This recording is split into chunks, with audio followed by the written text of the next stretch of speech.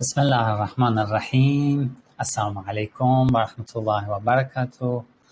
Bienvenue au live numéro 15 des séries de live réflexion islamique. Les lives de questions-réponses que je fais sur ma chaîne Telegram, le chiisme. Je vais commencer à répondre aux questions parmi les amis qui sont présents. Si vous avez des questions, vous pouvez cliquer sur lever la main. Et en même temps, j'ai reçu par mail que je vais lire et je vais répondre. En vous attendant, vous aussi, vous pouvez cliquer sur lever la main. Et moi aussi, je vais commencer à lire en fait les questions que vous m'avez envoyées par mail. Très bien. La première question que je lis parmi les questions que vous m'avez envoyées par mail, Daoud a posé quelques questions concernant Khutbatul Bayan. Khutbatul Bayan, c'est un sermon de l'imam Ali alayhi salam qui a été rapporté dans quelques-unes des sources chiites. Il a posé ces questions. Je lis d'abord ces questions, ensuite je parle de ce sermon, de ce discours de l'imam Ali alayhi salam. Il a écrit dans Khutbatul Bayan que l'imam Ali alayhi salam a fait sur ses chairs à Koufa. Il déclare et révèle: je suis l'élu pur de l'ange Michel. Est-ce que cela signifie que l'ange Michel est supérieur à l'imam Ali alayhi salam, ou bien il est aussi en fait ainsi que l'imam Ali alayhi salam le passe puisqu'il est un homme? Une autre question, il a écrit dans Khutbatul Bayan, l'imam Ali alayhi salam déclare: je suis Saint Georges des Francs.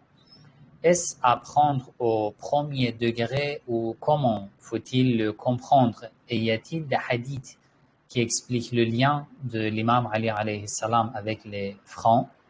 Une autre question, dans Khutbatul Bayan, l'imam Ali alayhi salam déclare qu'il est celui qui fait parler Isa, Jésus, dans le berceau. Et comme j'ai entendu qu'il aurait aussi dit qu'il est le second cri, je me demande si en fait c'est lui le cri et que par sagesse ou humilité, il ne l'a pas précisé. Voilà, plusieurs questions concernant ce sermon qui s'appelle Khutbatul Bayan, et il a traduit Khutbatul Bayan par le sermon prompt de la guerre déclaration.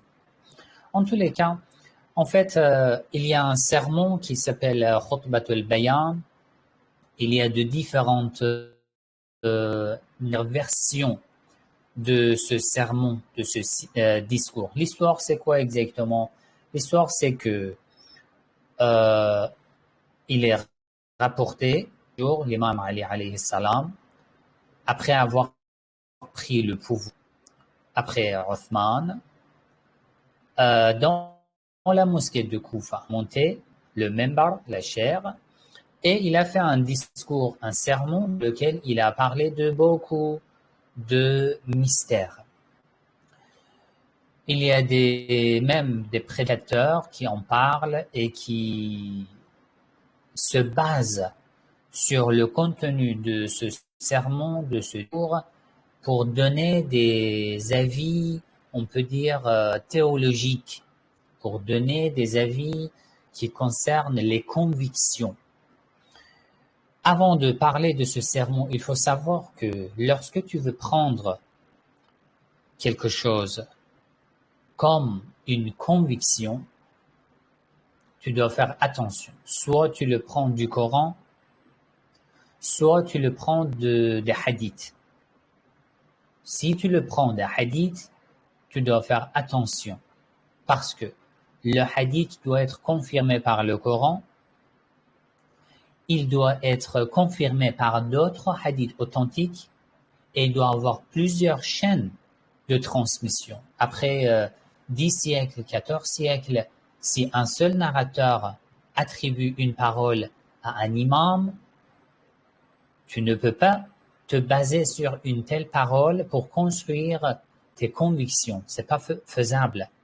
Par une seule narration, un seul narrateur, ce qu'on appelle al-khabarul wahid. Une seule narration, avec un seul narrateur. Peu importe, peut-être aujourd'hui, après 13-14 siècles, 100 sources ont rapporté cette narration. Une source de 4e siècle, une source de 6e siècle, une source de 8e siècle, 10 sources de 9e siècle, 50 sources de 11e siècle, mais ceci ne change pas la chaîne de transmission. Combien de narrateurs ont entendu ce hadith, cette narration du prophète sallallahu alayhi wa sallam ou des imams alayhi wa sallam. C'est ça qui est important. Il y a des chercheurs qui préparent une liste des sources.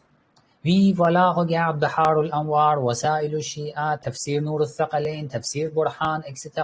Alors que toutes ces sources ont été écrites après même le 10e siècle de l'Hégire. Ceci ne veut pas dire que il y a beaucoup de narrateurs qui ont rapporté. Non, ils ont pris une seule narration et ils l'ont rapportée dans leur livre.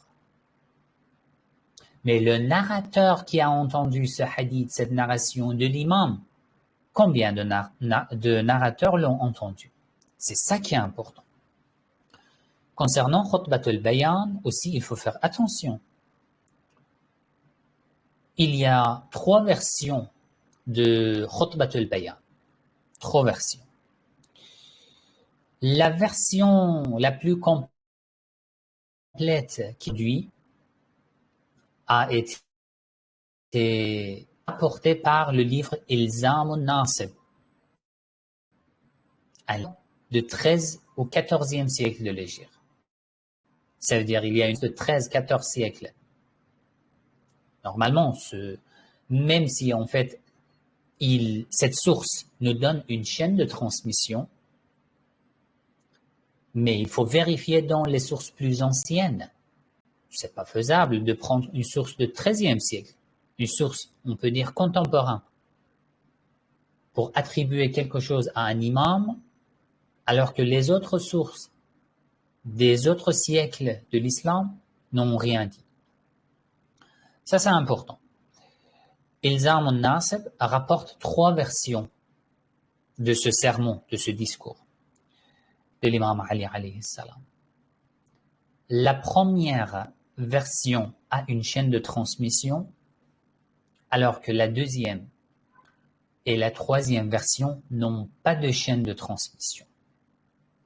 Donc, ici, il faut faire une petite recherche. Quelle recherche? Il faut voir d'abord les 2 autres versions qui n'ont pas de chaîne de transmission.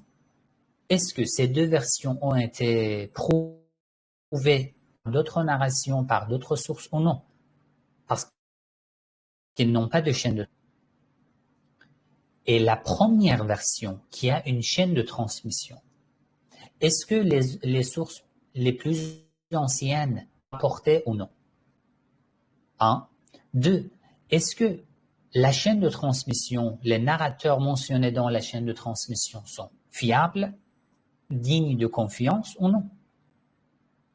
On ne peut pas prendre n'importe quelle narration, n'importe quel hadith, de n'importe quelle source. C'est pas possible.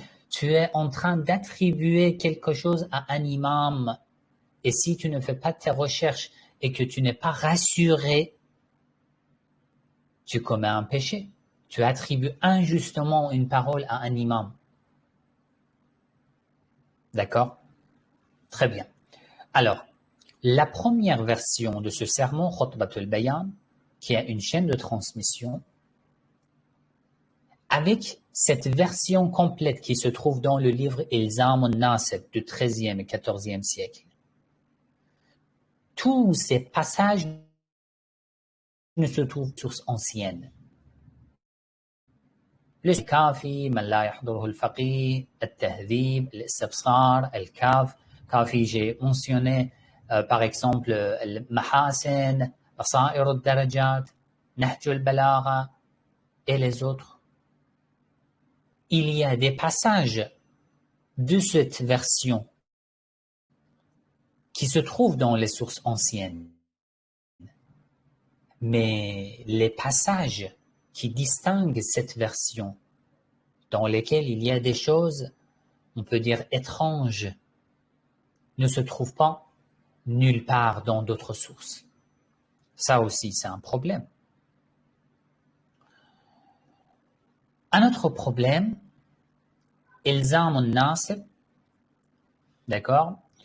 Moi, j'ai mis sa chaîne de transmission ici. Il rapporte ainsi, il dit Al-Wajh al-Awwal. Al-Wajh al-Awwal, la première version. Il rapporte, il dit c'est un sermon, un discours que l'imam Ali alayhi salam a fait dans la mosquée de Koufa après avoir pris le pouvoir. Dans ce sermon, il parle du prophète, de la fin des temps et de lui-même, l'imam Ali alayhi salam. Le premier narrateur, Haddathana Muhammad ibn Ahmad al-Anbari. Muhammad ibn Ahmad al-Anbari.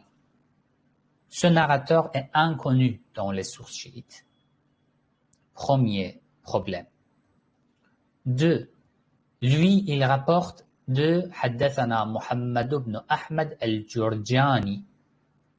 Il rapporte d'après Muhammad ibn Ahmad al-Jurjani. Lui aussi, il est inconnu dans les sources chiites. Après, il dit, cette personne, ce deuxième narrateur, Qadi al-Ray. Il est le juge à Ray, à Téhéran ancien. Alors que dans les sources chiites, nous ne connaissons pas un juge à Ray avec un tel nom. Ça aussi, un problème. Ensuite, il dit Haddathana Tawq ibn Malik. Il rapporte après Tawq ibn Malik, lui de son père, lui de son père. Alors que Tawq ibn Malik n'est pas connu et d'après quelques narrations, il n'est pas digne de confiance, mais son père et son grand-père aussi font partie de cette chaîne de transmission. Son père et son grand-père sont inconnus. Très bien. Ensuite, qui a rapporté directement ce discours de l'imam Ali alayhi salam? Il rapporte d'après An Abdullah ibn Mas'oud. D'après Abdullah ibn Mas'oud. D'accord. Donc, le narrateur, le dernier narrateur, c'est Abdullah ibn Mas'oud. Là aussi, il y a un problème. Parce que Abdullah ibn Mas'oud est mort avant le califat, le pouvoir de l'imam Ali alayhi salam. Comment il peut rapporter un discours de l'imam Ali alayhi salam dans la mosquée de Koufa alors qu'il est mort avant le pouvoir de l'imam Ali alayhi salam? Vous voyez combien de problèmes il y a dans cette chaîne de transmission. Combien de problèmes il y a dans la source de cette narration. Et après, qu'est-ce qu'on fait? On peut prendre ce discours pour nous baser dessus, pour construire nos convictions, c'est pas possible. Je ne peux pas dire qu'on refuse tout ce qui a été dit dans ce discours. Non. On analyse phrase par phrase si nous trouvons des autres signes dans d'autres sources, dans d'autres hadiths authentiques, dans le Coran, qui confirment ce contenu, cette phrase, on l'accepte. La phrase suivante, la même chose. La phrase suivante, la même chose. Mais on ne peut pas en fait prendre le discours entier qui a été rapporté dans une source de 13 et 14e siècle de l'Hégire pour construire nos convictions. C'est pas possible.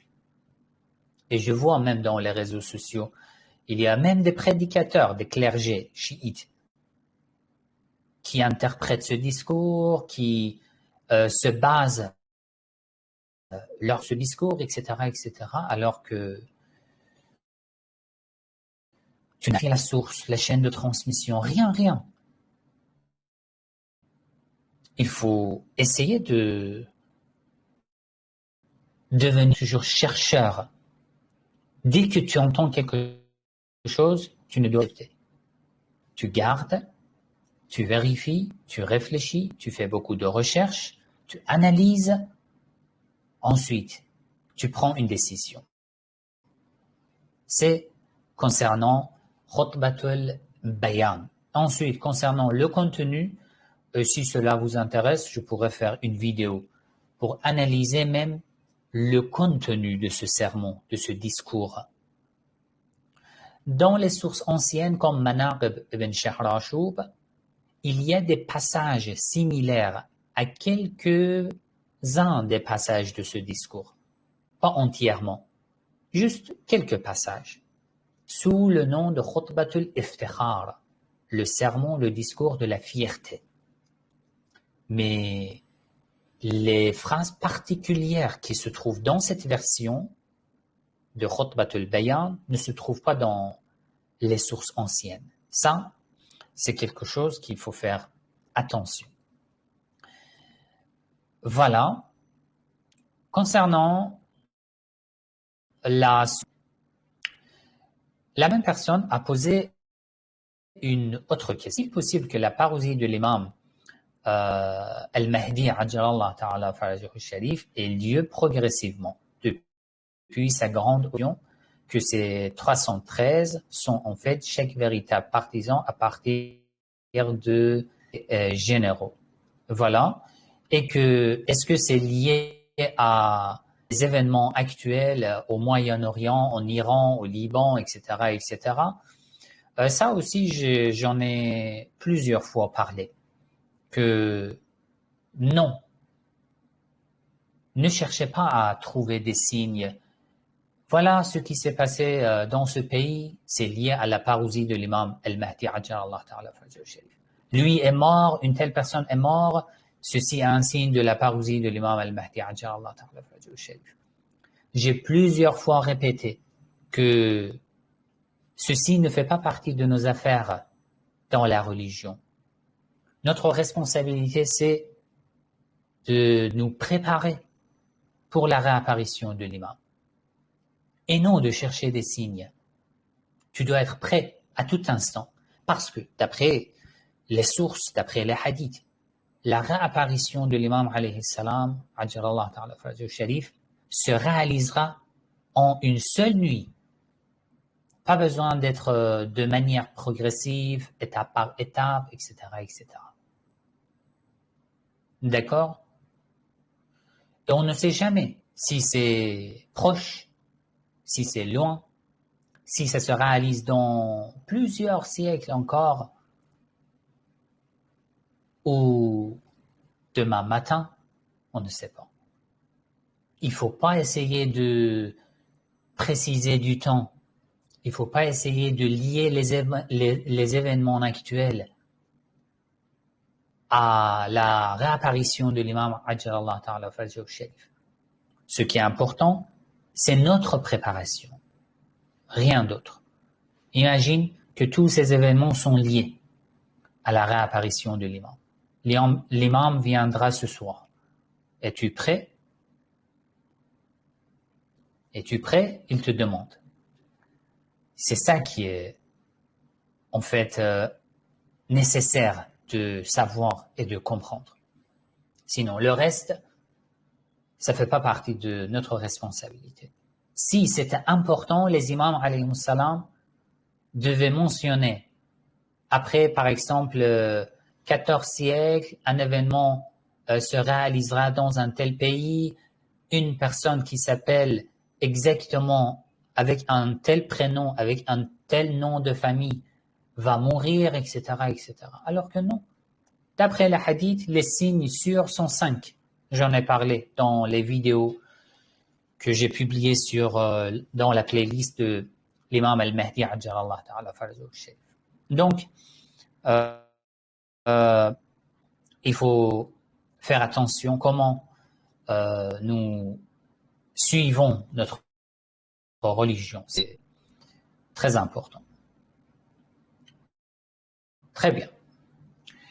Une autre question. Je pense que c'est ça écrit, bonjour. Étant novice dans la religion, j'aimerais savoir ce qui est mieux à faire après avoir commis un énorme péché et d'être tombée enceinte. Est-ce que l'avortement est mieux? On sait que garder cette grossesse peut engendrer beaucoup de problèmes où il faut garder et se repentir et assumer. Oui, bien sûr, l'avortement, c'est blâmable. L'avortement fait partie des péchés majeurs. L'avortement, c'est comme tuer une personne, pas de différence. L'avortement n'est pas permis dans l'islam. Même si nous avons commis un tel péché, même si nous sommes dans une telle situation, oui, il faut garder, il faut se repentir. Allah pardonne. Pour le repentir, pour demander pardon, il y a des conditions, il y a des étapes. Et lui, il pardonne. Mais la question n'est pas lui. La question n'est pas concernant Allah. La question nous concerne. Est-ce que moi, je suis prêt à me repentir ou non? Parce que, d'après les hadiths, il y a des étapes pour la personne qui veut se repentir. D'abord, concernant le pardon d'Allah, dans plusieurs versets du Coran, comme dans la sourate Hud, Allah dit « Istaghfiru rabbakum thumma tubu ilayh » Tu demandes pardon à Allah et tu t'orientes à lui, vers lui. Donc, demander pardon et se tourner vers lui. C'est important. Pas seulement demander pardon. Oh Allah, j'ai commis un péché, pardonne-moi, pardonne-moi. Non, tu demandes pardon, tu te tournes vers lui. Ça veut dire, tu te déplaces, tu avances vers lui. C'est ça le repentir. Ça veut dire quoi? J'avance, je me tourne vers Allah. Ça veut dire que je me détourne des péchés. Plus les péchés, les erreurs. Et je ne les refais plus. C'est fini. Et j'essaye de les rattraper. Dans c'est du Coran, Allah a parlé de ce sujet. وَالَّذِينَ إِذَا فَعَلُوا فَاحِشَةً أَوْ ظَلَمُوا أَنفُسَهُمْ Ceux qui ont commis de la perversité ou ils ont fait du tort à eux-mêmes. ذَكَرُوا اللَّهَ D'abord, ils se rappellent d'Allah. ذَكَرُوا اللَّهَ La première étape, ils se rappellent d'Allah. 2. فَاسْتَغْفَرُوا لِذُنُوبِهِمْ Ça veut dire avec un cœur dans lequel tu ne trouves pas Allah, tu ne peux pas te repentir. Dhakarullah, tu te rappelles de ton Seigneur, tu ouvres la porte de ton cœur pour la lumière divine. Une fois tu t'es rappelé à Allah, tu as senti la présence divine dans ton cœur, maintenant tu te repens. Maintenant tu lui demandes pardon.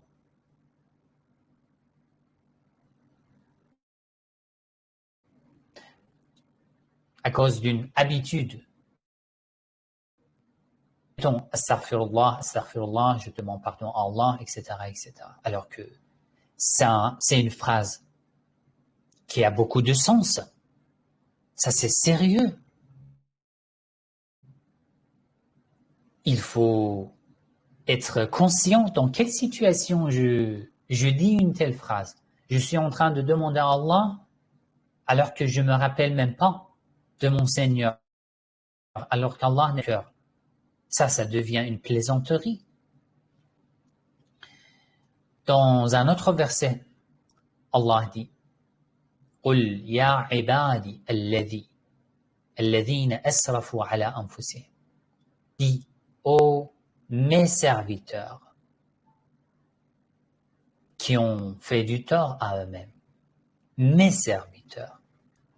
Déjà ici, avant de lire la suite, ici il y a une leçon. Tu as commis une perversité. Tu as commis un péché majeur. Asrafu ala anfusihim. Tu as fait du tort à toi-même. Tu n'as pas été juste. Tu es allé très loin dans ta relation avec ton âme, avec ton cœur. Tu as tué ton cœur. D'accord?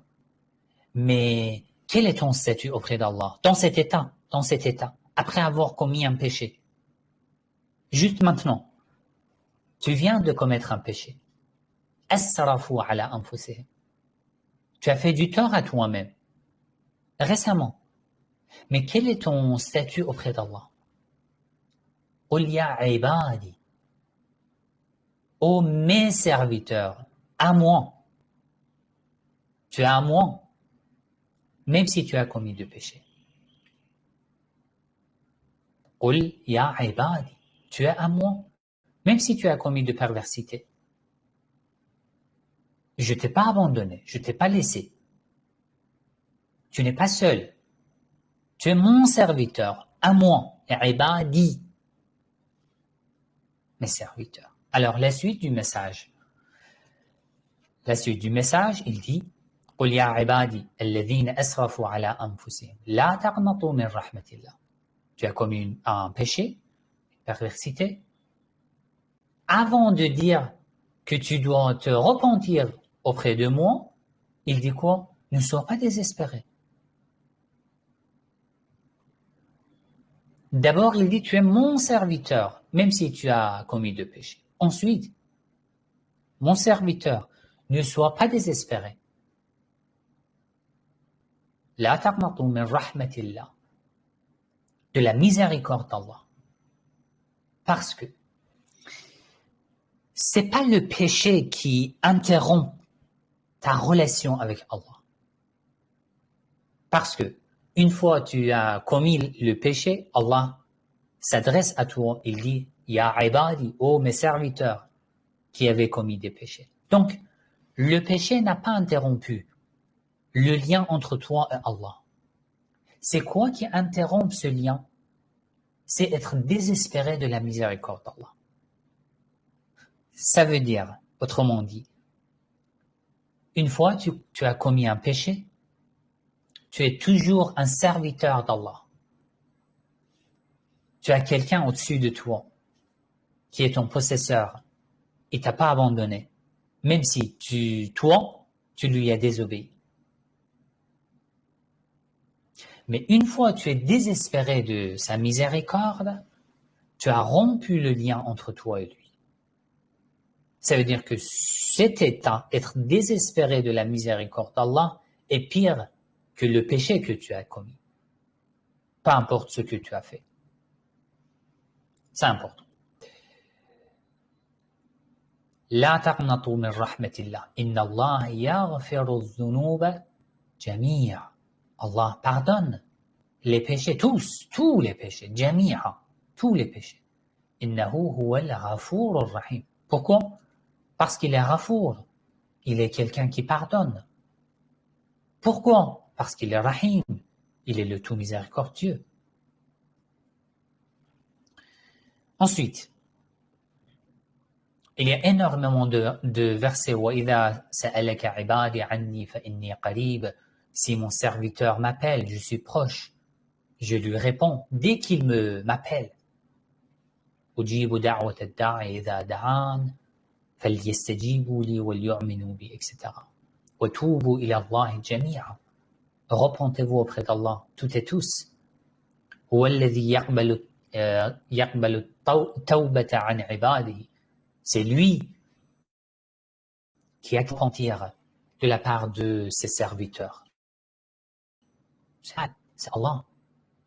Dans les hadiths aussi, il y a énormément de hadiths. Bon, je cite juste deux de ces hadiths. Dans le Coran, Allah nous ordonne de faire un repentir nasuh, pur, un bon repentir. L'imam as-Sadiq alayhi salam, se repentir, et comment? هو الذنب الذي لا يعود فيه أبدا. Un bon repentir qui est à 100% accepté, c'est un repentir après lequel tu ne reviens plus à ce péché. C'est fini. Il te pardonne.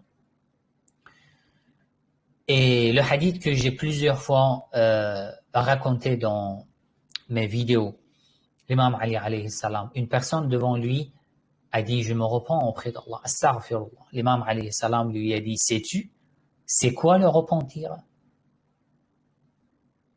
Parce qu'il était en train de répéter juste par la langue, alors que ça ne dépassait pas la langue. L'imam alayhi salam a dit, la première étape, c'est le regret dans ton cœur.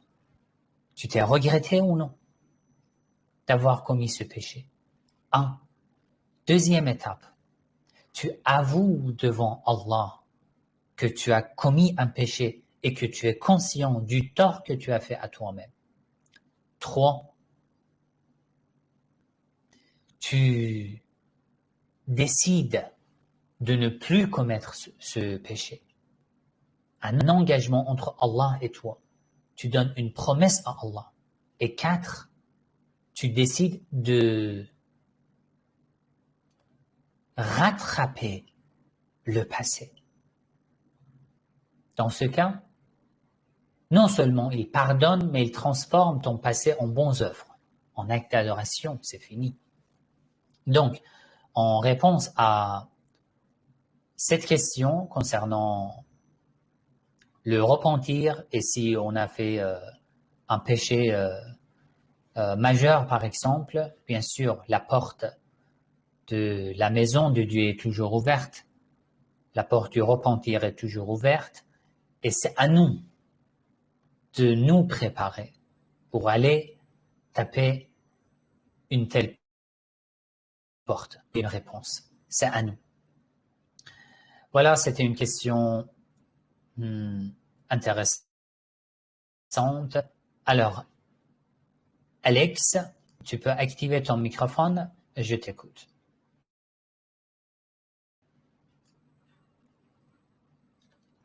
Est-ce que tu m'entends, Alex? Ton microphone est désactivé.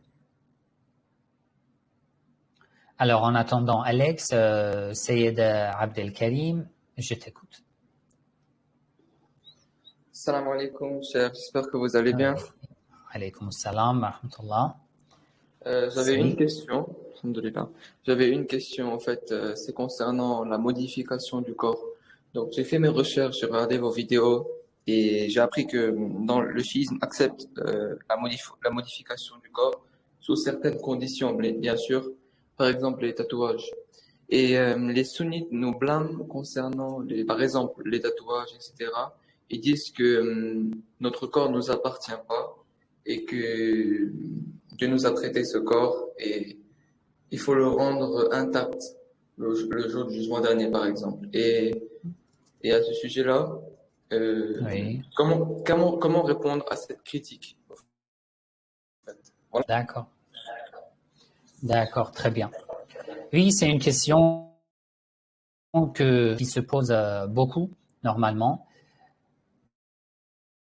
En fait, que notre corps ne nous appartient pas, oui, ça c'est une bonne parole, c'est correct et c'est juste. Mais parfois, on prend une fait correcte, mais on en déduit une chose qui n'est pas correcte. Le fait que le corps ne nous appartient pas et que lui, il est le possesseur, c'est correct. Non seulement notre corps, mais tout ce que nous avons dans notre vie. La maison, la voiture, l'argent, tous les objets, les éléments en notre possession. C'est lui le possesseur. D'après l'imam Ar-Rada alayhi salam, huwal maliku lima mallakahu. Il est le possesseur de tout ce que vous possédez. Parce que c'est lui qui vous a donné la possession. Ça, c'est correct. Alors, Nous avons une responsabilité par rapport à ce que Dieu nous a accordé. Parce que nous allons le rendre à Allah et il va nous interroger comment tu l'as utilisé. Ce corps, comment tu as utilisé ta vie, la vie que je t'ai accordée. Comment tu as utilisé ton argent, comment tu as utilisé tout ce que je t'ai accordé dans la vie, dans l'ici-bas. C'est pas seulement le corps. Je pourrais répondre à Allah, je pourrais donner une réponse tant que j'ai pas fait du tort, j'ai pas été injuste. Par exemple, j'ai été malade, j'ai fait une opération chirurgicale, alors que le corps ne m'appartient pas. Qui m'a autorisé de faire cette opération? C'était à cause de ma santé. Ou les changements, les modifications même en apparence, les cheveux, ou n'importe quel petit changement. Qui m'a autorisé? Je gère le corps et je fais attention à ne pas faire du tort à mon corps. La limite dans l'islam, c'est l'injustice, ne pas faire du tort. Par exemple, je fume tous les jours de manière excessive et je sais que ça nuit à ma santé. C'est un péché. Pourquoi? Parce que c'est lui qui m'a accordé ce corps et la santé.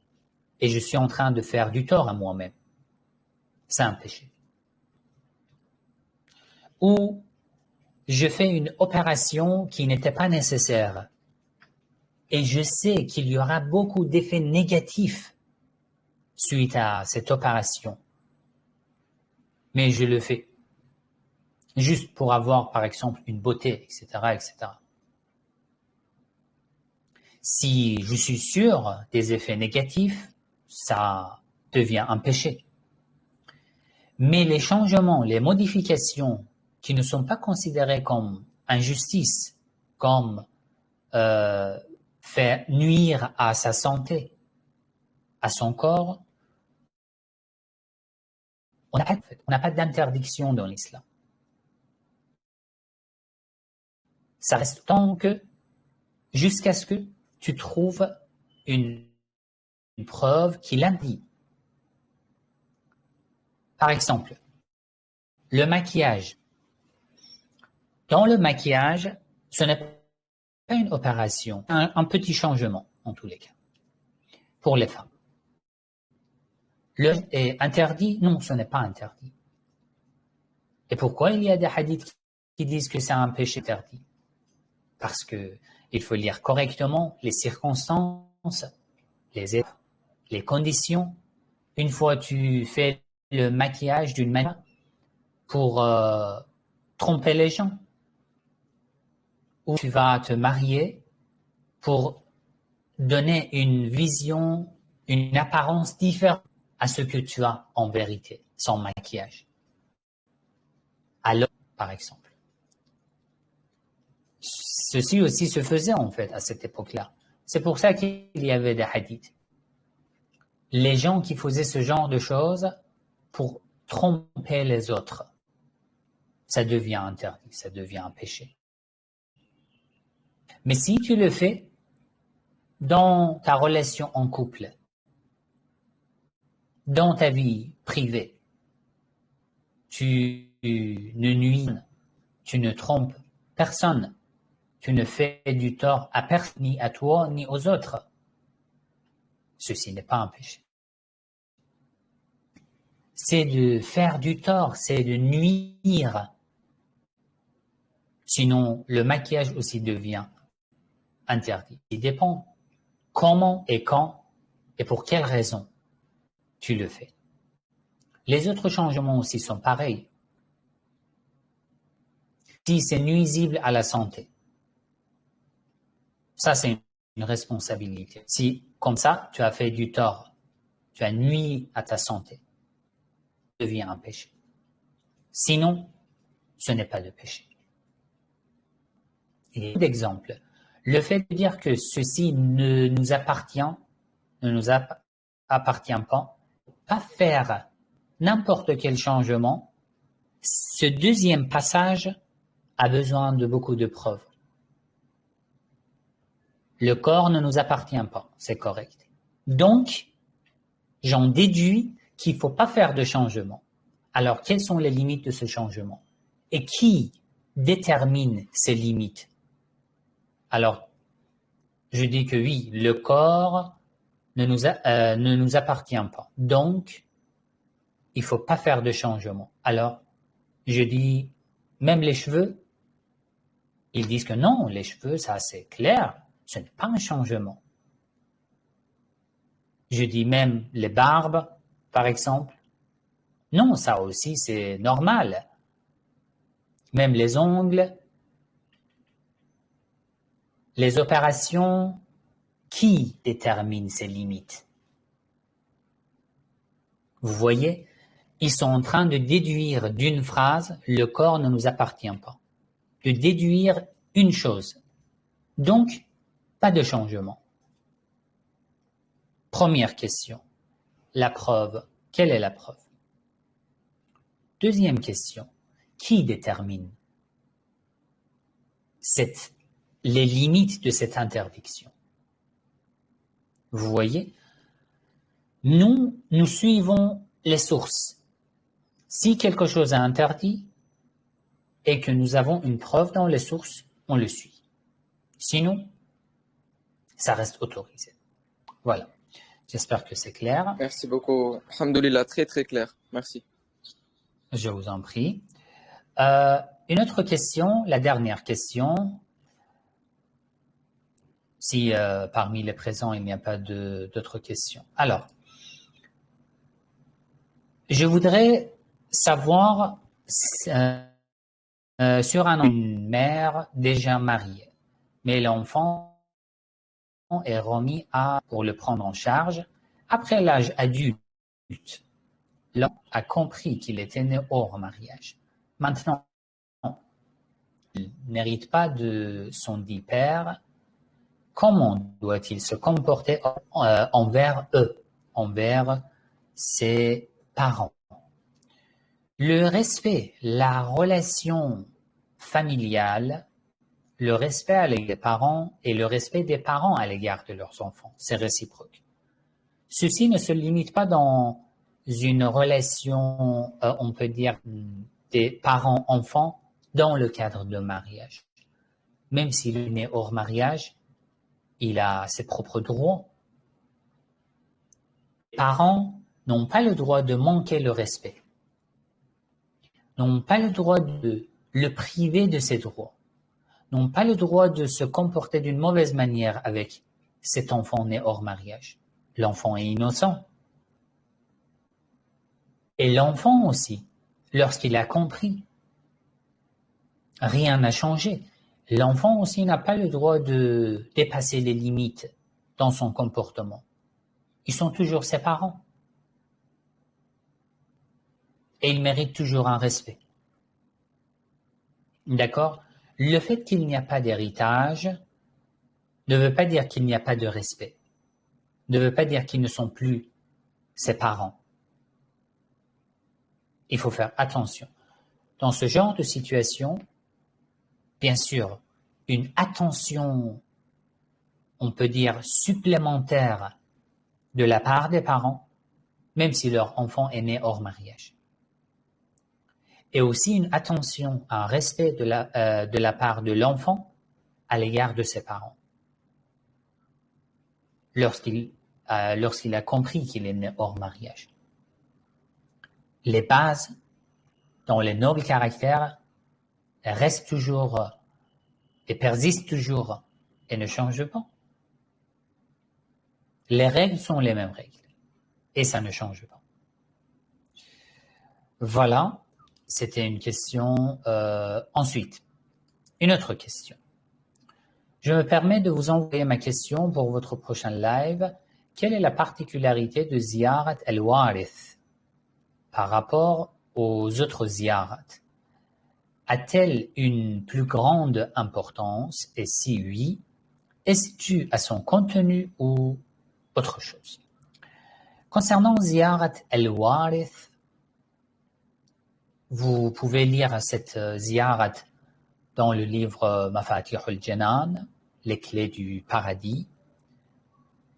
Cette ziyarat a une importance particulière, oui, par plusieurs raisons. D'abord, cette ziyarat a été rapportée par un imam infaillible, l'imam as-Sadiq alayhi salam.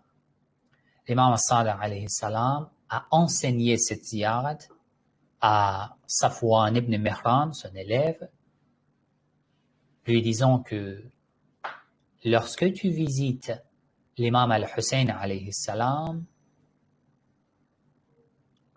tu visites sa tombe ou tu veux le visiter de loin, récite cette ziyarat. Fais la visite pieuse ainsi, en prononçant cette phrase, en le saluant de cette manière. C'est un imam qui l'a enseigné. Ça, c'est la première raison. Raison, cette ziyarat concerne la ziyarat de l'imam al-Hussein. Ensuite, le contenu de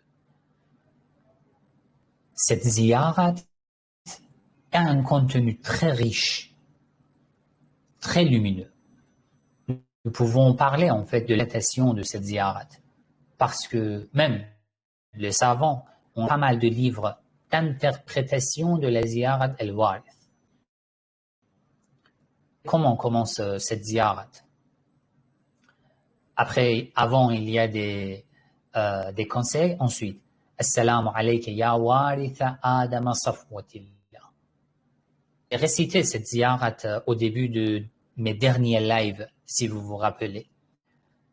Et en récitant, j'ai traduit quelques salam à toi, ô héritier de Adam. Salam à toi, ô héritier de Noé. Salam à toi, ô héritier de Ibrahim, ô héritier de Moïse, ô héritier de Jésus, ô héritier de Muhammad, sallallahu alayhi, de Ali, de Fatima. Voilà plusieurs passages ainsi dans ce contexte-là. Il parle de l'héritage. Et les savants qui interprètent ce passage, ils parlent du sens de l'héritage. C'est quel héritage? C'est un héritage matériel?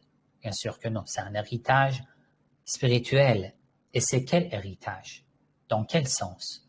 Il est héritier de Adam, de Noé, de Moïse, de Ibrahim, de Jésus, du prophète Mohammed, de Fatima. C'est quel héritage qui s'est transmis et arrivé à l'imam al-Hussein alayhi salam? Ça, c'est un point. Ensuite, Ashhadu annaka qad aqamta as-salah. J'atteste, j'avoue que tu as respecté tes responsabilités concernant la prière, le zakat, commander le bien, interdire le blâmable, l'obéissance à Allah et à son messager, ata'ta Allah wa rasulah, hatta ata'aka al-yaqin. Tu as fait tellement d'efforts que tu as acquis la certitude. Tous ces passages nécessitent beaucoup d'explications. Je suis en train de vous expliquer en résumé.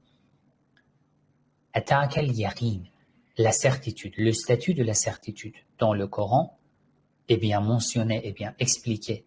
Et je me rappelle que dans mes lives, j'en ai déjà parlé. Un statut dans lequel il n'y a plus de doute. C'est une confiance absolue à Allah. C'est une obéissance absolue. Même pas un instant de doute. Même pas un instant de désobéissance. C'est un statut inimaginable. Ensuite, il parle des autres sujets. Bon, ça va prendre beaucoup de notre temps, mais je vous conseille à le lire attentivement, où vous pouvez voir le début de mes derniers lives dans lesquels j'ai récité cette ziyarat.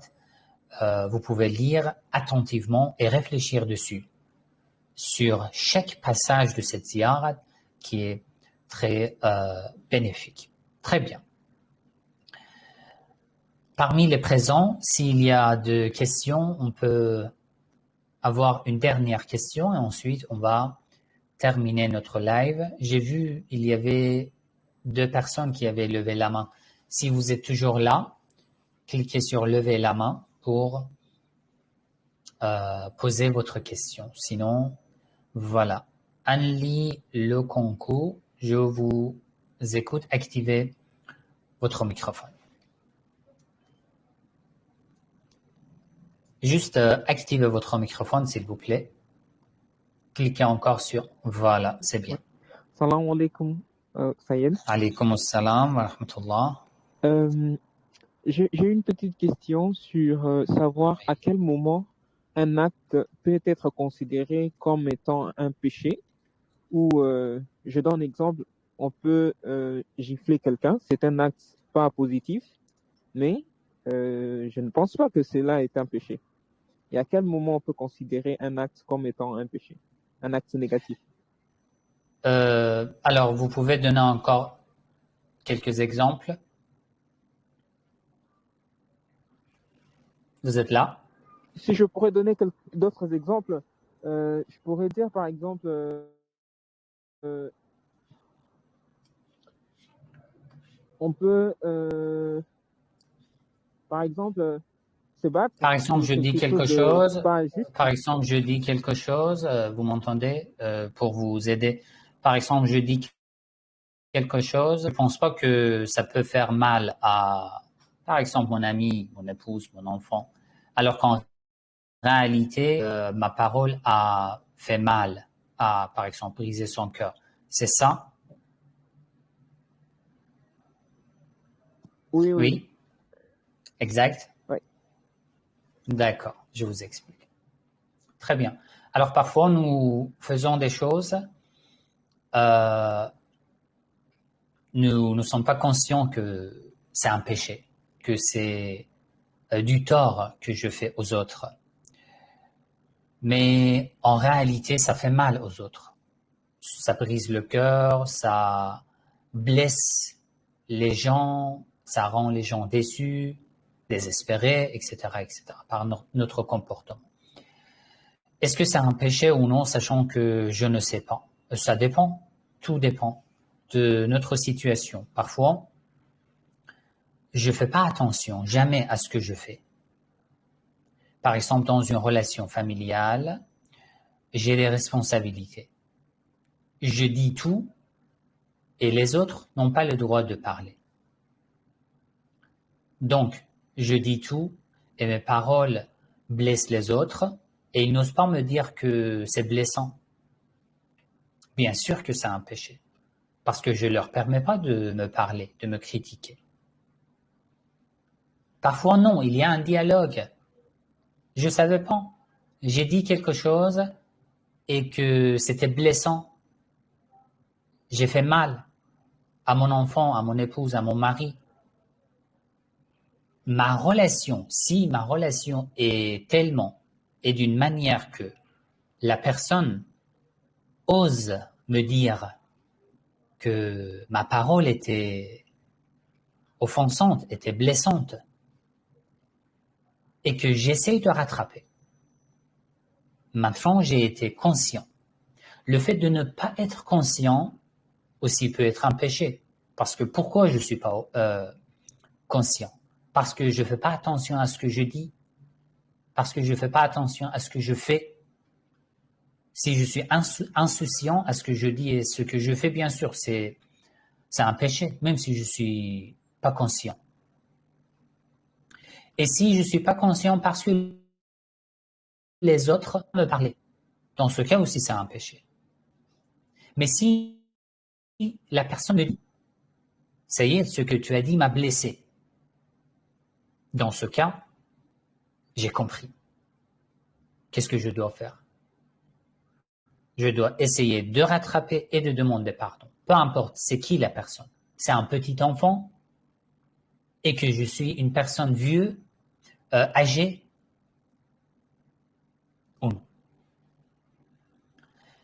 Par exemple, il y a une personne qui a 60 ans, il a dit une parole qui a blessé un petit enfant. Et il a compris. L'enfant aussi a osé de lui dire, mais il dit, je suis âgé, c'est pas bien. Pour ma personnalité de demander pardon à un enfant, à un petit enfant, ça aussi c'est un péché encore plus majeur, parce que c'est de l'orgueil, c'est de l'arrogance. Dans ce genre de comportement, il y a de différents aspects, de différentes visions. Il faut faire beaucoup d'attention.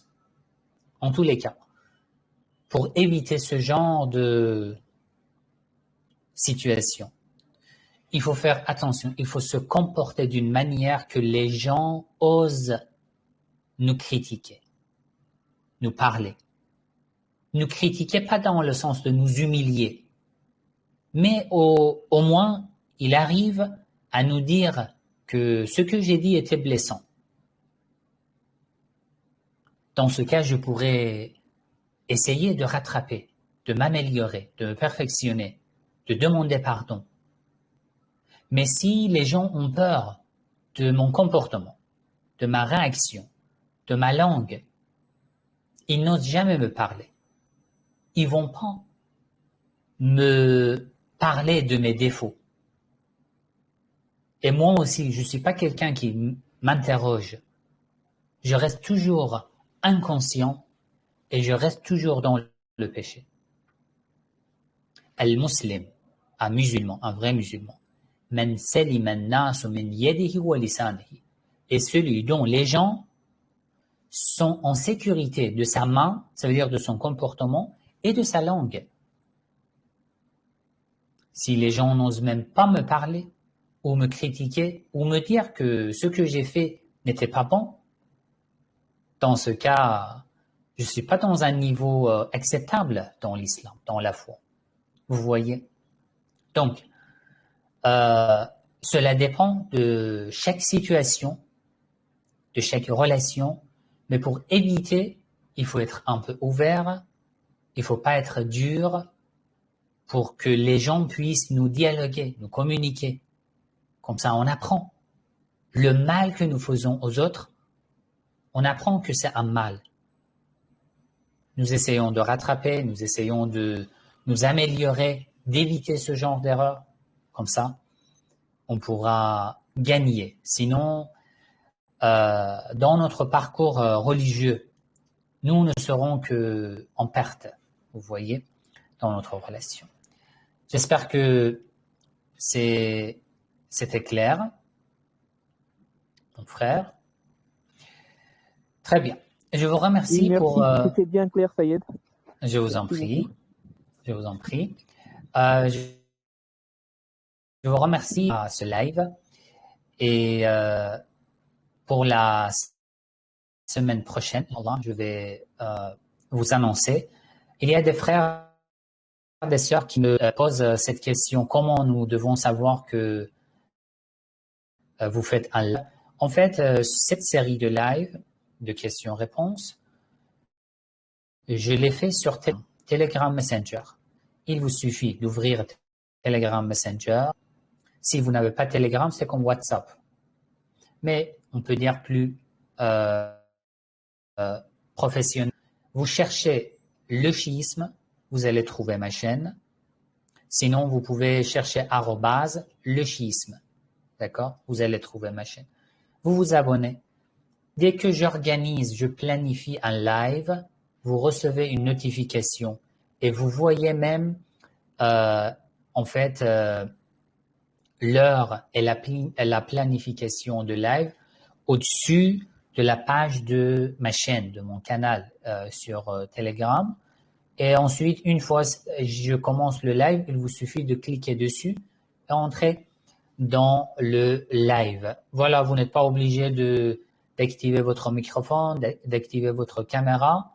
Juste si vous avez une question, vous activez votre microphone, vous posez votre question. Et si vous ne voulez pas poser votre question à vive voix avant le live, j'envoie dans la chaîne un email. Vous pouvez m'envoyer comme certaines sœurs et frères qui m'envoient des questions par mail. Vous m'envoyez par mail et je lis votre message et je vous réponds. Je vous confie à Allah, n'oubliez pas dans vos du'a. Wassalamu alaikum wa rahmatullahi wa barakatuh.